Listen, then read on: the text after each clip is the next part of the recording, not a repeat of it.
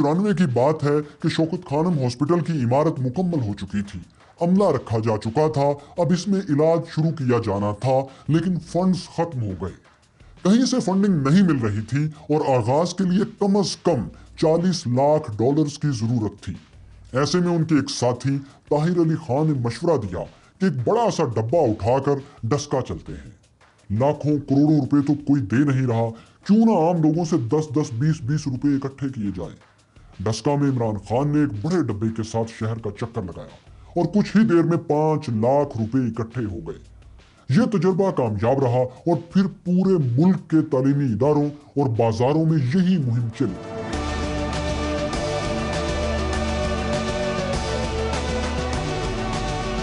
7 हफ्ते बाद जब ये मुहिम खत्म हुई तो जहां 40 लाख डॉलर चाहिए थे वहां 50 लाख जमा हो चुके थे, यानी $1 मिलियन इजाफी। लेकिन इस दौरे में सिर्फ रकम ही इकट्ठी नहीं हुई। इमरान खान कहते हैं कि उन्होंने वाज़ेह तौर पर देख लिया था कि पाकिस्तान का आम आदमी कितना कुशादा दिल और उन पर कितना एतबार करने वाला है। मैं ये सोच भी नहीं सकता था कि हमारी अवाम इतनी मेरी मदद करेगी, पैसे भी देगी, दुआएं भी देगी और फिर शुक्रिया अदा भी करेगी। तो मैं इनका जितना भी शुक्रिया अदा करूं वो कम है। इमरान खान के अपने मुताबिक यही वो वक्त था जब उन्होंने सियासत में आने के बारे में संजीदगी से सोचना शुरू कर दिया। कप्तान ने इर्द गिर्द के लोगों को सियासत में दिलचस्पी के बारे में बताना भी शुरू कर दिया था। ये बातें उस वक्त के हुक्मरानों से छुपी न रह सकी, जो पहले से इमरान खान की मुल्कगीर चंदा मुहिम में गैर मामूली अवामी दिलचस्पी देख चुके थे। हमारी जान आप देंगे ना खून का नजराना ईमान से दे देंगे, गर्दन कटवा लेंगे। अक्टूबर में फंड्स जमा हुए तो दिसंबर 1994 में अस्पताल के इफ्तिताह का फैसला हो गया। बकौल इमरान खान, आसिफ अली जरदारी ने उन्हें पैगाम भेजा कि वो अस्पताल का इफ्तिताह करना चाहते हैं। इमरान खान ने अस्पताल का इफ्तिताह तो एक कैंसर की मरीज बच्ची से करवाना था, लेकिन उन्होंने वजीर आजम और उनके शोहर को मेहमानों में भी नहीं बुलाया। अब आसिफ अली जरदारी और बेनजीर भुट्टो इमरान खान से खुलकर नाराज हो चुके थे। बेनजीर भुट्टो ने इमरान खान के पीटीवी पर चलने वाले इश्तिहारात रुकवा दिए। शौकत खानम को सबसे ज्यादा चंदा रमजानुल मुबारक में मिलता था, इश्तिहार बंद होने से इसका बहुत बड़ा नुकसान हुआ। मजीद ये कि पीटीवी पर फंड्स जमा करने के लिए जो ट्रांसमिशन हुआ करती थी उस पर भी पाबंदी लगा दी गई। इसी दौरान लेडी डयाना ने शौकत खानम अस्पताल का दौरा किया तो इमरान खान और अस्पताल को आलमी पजीराई मिली। शायद ये बात भी कुछ ताकतवर सियासतदानों के लिए खतरे की घंटी थी। यह सिलसिला 1 साल जारी रहा, लेकिन फिर वो हुआ जो नहीं होना चाहिए था। 14 अप्रैल 1996 की सुबह इमरान खान मारूफ कारोबारी शख्सियत नसीम सहगल को शौकत खानम का दौरा करवाने की तैयारी कर रहे थे कि अस्पताल में बम धमाका हो गया। धमाके में कैंसर के 2 मरीज बच्चे जो पहले से जिंदगी और मौत की जंग लड़ रहे थे, जान की बाजी हार गए। पाकिस्तान की तारीख में यह किसी अस्पताल में पहला बम धमाका था। इस सानहे में 7 अफराद जाँ बहक और 35 जख्मी हुए। अस्पताल को करोड़ों रुपए का नुकसान अलग हुआ। बेनजीर भुट्टो उसी दिन अस्पताल के दौरे पर पहुंची ताकि मरीजों से मिल सके और इमरान खान से ताज़ियत कर सकें, लेकिन इमरान खान उनसे इतने नाराज थे कि वो वजीर आजम के पहुंचने से पहले ही अस्पताल से निकल गए।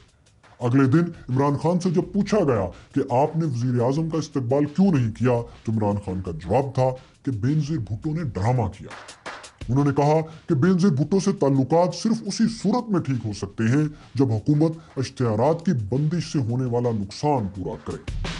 दूसरी तरफ नवाज शरीफ भी उसी दिन शौकत खानम पहुंचे तो इमरान खान ने उनसे मुलाकात की और उनकी तारीफ करते हुए कहा कि नवाज शरीफ ने अपने दौर में अस्पताल की तामीर में कोई रुकावट नहीं डाली थी।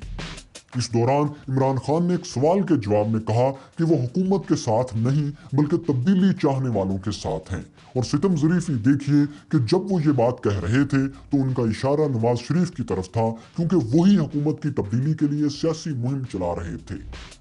धमाके के 11 दिन बाद 25 अप्रैल 1996 को इमरान खान ने लाहौर के एक होटल में प्रेस कॉन्फ्रेंस की और सियासी जमात तहरीक इंसाफ के क़याम का ऐलान कर दिया।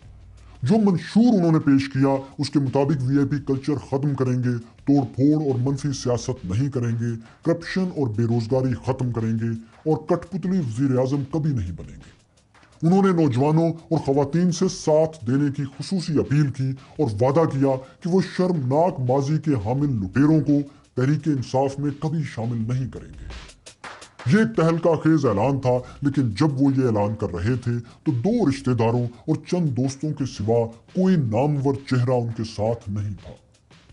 वज़ीर-ए-आज़म बेनज़ीर भुट्टो ने कहा कि इमरान खान सियासत में तो आ गए हैं, लेकिन उम्मीद है बॉल टेम्परिंग नहीं करेंगे। कप्तान ने जवाब दिया, मोहतरमा न्यूट्रल अंपायर रखें, फिर देखें बॉल टेम्परिंग कौन करता है। रोजनामा जंग में एक रिपोर्ट छपी कि पाकिस्तान में तहरीक के लफ्ज के साथ बनने वाली सियासी जमातें कभी कामयाब नहीं हुई। आलमी सतह पर भी तहरीक इंसाफ के कयाम पर रद्देमल दिलचस्प था। भारत ने इमरान खान को बुनियाद परस्तों का साथी कहा, जबकि ऑस्ट्रेलियाई मीडिया ने तहरीक इंसाफ के मंशूर को तसव्वुराती करार दिया। BBC और वॉइस ऑफ अमेरिका ने लिखा कि इमरान खान का तब्दीली का मंशूर गैर वाज़िया है। जहां बेनज़ीर भुट्टो को मुल्की महाज पर एक नए हरीफ का सामना था, वहीं उन्हें खारजा महाज पर भी एक बड़ा झटका लगा। 1996 के शुरू से ही अमेरिका और पाकिस्तान के ताल्लुकात यक ब यक खराब होना शुरू हो गए और ताल्लुकात में खराबी की वजह थी चीनी मिसाइल और एक ओवरकोट। अमेरिका ने इल्जाम लगाया कि पाकिस्तान ने चीन से M9 मिसाइल हासिल किए हैं। ये जदीद चीनी मिसाइल थे जिनकी रेंज 600 किलोमीटर से जायद थी। अमेरिका का कहना था कि चीन ने पाकिस्तान को ये मिसाइल फराहम करके आलमी कवानीन की खिलाफ वर्जी की है, क्योंकि आलमी कवानीन के तहत कोई भी मुल्क किसी दूसरे मुल्क को तवील फासले तक मार करने वाले मिसाइल या टेक्नोलॉजी ट्रांसफर नहीं कर सकता। जबकि चीन का दावा था कि उसने पाकिस्तान को सिर्फ M11 मिसाइल फराहम किए हैं, जिनकी रेंज 300 किलोमीटर तक थी और इनसे आलमी कवानीन को कोई फर्क नहीं पड़ता। लेकिन अमेरिका ने इसी पर बस नहीं की, बल्कि ये भी इल्जाम लगा दिया कि चीन ने पाकिस्तान को खास रिंग मैग्नेट या एटमी छल्ले भी फराहम किए हैं। ये रिंग मैग्नेट यूरेनियम अफजूदा करने वाले गैस सेंट्रीफ्यूजेस को इस काबिल बनाते थे कि इनसे एटमी हथियार तैयार किए जा सके। इस मसले ने एक साल पहले बेनज़ीर भुट्टो के कामयाब दौरे अमेरिका को गहना दिया। अमेरिका ने एक बार फिर पाकिस्तान पर सख्त बयानात देना शुरू कर दिए। लेकिन M9 मिसाइल और रिंग मैग्नेट ही पाक अमेरिका तनाज़े की बड़ी वजह नहीं थे, बल्कि एक और मामला ऐसा था जिसने सूरत हाल को ज्यादा संगीन बना दिया। बेनज़ीर भुट्टो ने हुकूमत संभालते ही दिसंबर 1993 में चीन और फिर शुमाली कोरिया का दौरा किया तो अमेरिकन इंटेलिजेंस को लगा कि दाल में जरूर कुछ काला है। बेनज़ीर दौरे से वापस आई तो अमेरिकी इंटेलिजेंस ने शोर मचा दिया कि बेनज़ीर भुट्टो असल में शुमाली कोरिया से नोडोंग या रोडोंग नामी लॉन्ग रेंज मिसाइल की टेक्नोलॉजी हासिल करके पाकिस्तान लौटी हैं और बदले में पाकिस्तान ने शुमाली कोरिया को एटमी टेक्नोलॉजी बेची है। इस मामले पर आज तक अमेरिका पाकिस्तान पर उंगली उठाता है। इस वाक़े के मुताल्लिक बहुत कयास आराइयां हो चुकी हैं। बेनज़ीर भुट्टो ने 2004 में एक जापानी अखबार को इंटरव्यू में शुमाली कोरिया से मिसाइल टेक्नोलॉजी खरीदने का एतराफ़ किया था, लेकिन उनका कहना था कि ये टेक्नोलॉजी पैसे देकर खरीदी गई थी। पाकिस्तान ने शुमाली कोरिया को एटमी टेक्नोलॉजी बदले में नहीं दी थी। ताहम 2007 में बेनज़ीर भुट्टो के कत्ल के बाद भारतीय मुसन्निफ श्याम भाटिया ने 2008 में एक किताब शाया की जिसका नाम था गुड बाय शहजादी। श्याम भाटिया वो सहाफ़ी हैं जो सूडान और अफगानिस्तान में खाना जंगियों की कवरेज भी कर चुके हैं और भारत में खारजा अमूर के माहिर समझे जाते हैं। अपनी किताब में उन्होंने दावा किया कि बेनज़ीर भुट्टो ने 2003 में एक इंटरव्यू के दौरान उनके सामने शुमाली कोरिया को एटमी टेक्नोलॉजी देने का एतराफ़ किया था। वो लिखते हैं कि ये बात करते हुए बेनज़ीर भुट्टो की आंखों में एक चमक थी और उन्होंने कहा कि मैंने शुमाली कोरिया को एटमी टेक्नोलॉजी की सीरीज फराहम की थी। लेकिन ये सीरीज कितनी थी और उन्होंने ये किसे फराहम की, ये बात बेनज़ीर ने श्याम को नहीं बताई। हालांकि श्याम बाद में बेनज़ीर से मुसलसल ये मालूम करने की कोशिश करते रहे, लेकिन वो ये राज बेनज़ीर के मुंह से ना जान सके। श्याम भाटिया लिखते हैं कि बेनज़ीर भुट्टो ने शुमाली कोरिया जाने से पहले इस्लामाबाद से एक ओवरकोट खरीदा था जिसकी जेबें बहुत गहरी थी। वो इसी ओवरकोट की जेबों में सीडीज डालकर शुमाली कोरिया गई। इन सीडीज में सेंट्रीफ्यूजेस की 100 से ज्यादा ड्राइंग्स और तस्वीर थी।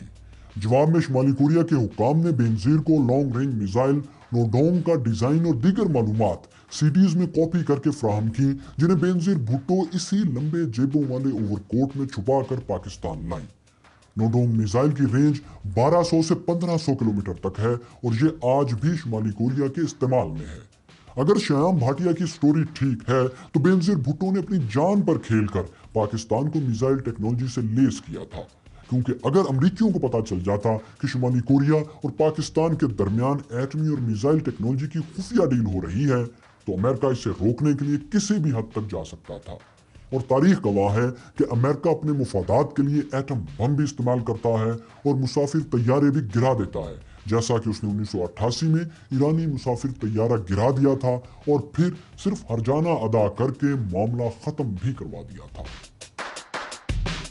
श्याम भाटिया ने पाकिस्तान और शुमाली कोरिया के दरमियान टेक्नोलॉजीज के तबादले की जो कहानी बयान की है, आज इसकी तस्दीक या तरदीद के लिए बेनजीर भुट्टो जिंदा नहीं है, लेकिन तारीख का ये रिकॉर्ड दुरुस्त रहना चाहिए कि बेनजीर भुट्टो जब तक जिंदा रहीं वो यही कहती रही कि उन्होंने मिसाइल टेक्नोलॉजी के बदले में कोई टेक्नोलॉजी शुमाली कोरिया को फराहम नहीं की, और श्याम भाटिया ने उनकी जिंदगी में ये मामला कभी नहीं उठाया।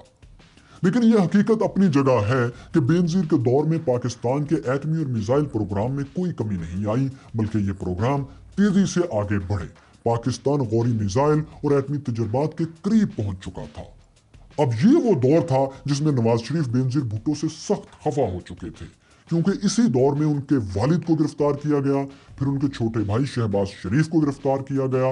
बेनजीर हुकूमत को गिराने में काजी हुसैन अहमद भी नवाज शरीफ के साथ थे, लेकिन हुकूमत गिराने के लिए 90s का मारूफ तरीका ये था कि सदर मुमलकत असम्बलियां तोड़ दें, उस अख्तियार के तहत जिसे ज़ियाउल हक ने अपने मार्शाला के दौरान आइन में शामिल किया था। लेकिन सदर की कुर्सी पर बेनजीर भुट्टो के सबसे काबिल एतमाद साथी फारूक लगारी बराजमान थे। हुकूमत गिराना तो दूर की बात, वो हुकूमत गिराने वाली आईनी शिक 58(2)B ही को खत्म करना चाहते थे। लेकिन इस सब के बावजूद इस सबसे काबिल एतमाद साथी ने बेनजीर भुट्टो की असम्बलियां तोड़कर उन्हें घर भेज दिया। आखिर सबसे काबिल एतमाद साथी ने असम्बली क्यों तोड़ी? फारूक लगारी को महंगे तहाइफ किसने दिए? इलेक्शन कैसे हुए और नवाज शरीफ तारीख में पहली बार 2/3 मेजोरिटी के साथ कैसे इक़्तिदार में आए? ये सारी कहानी दिखाएंगे, लेकिन हिस्ट्री ऑफ पाकिस्तान की अगली किस्त में। अगर आप ये जानना चाहते हैं कि रूस को फतह करने के लिए सारी दुनिया की कुल फौज भी नाकाफी क्यों है, तो यहाँ क्लिक कीजिए।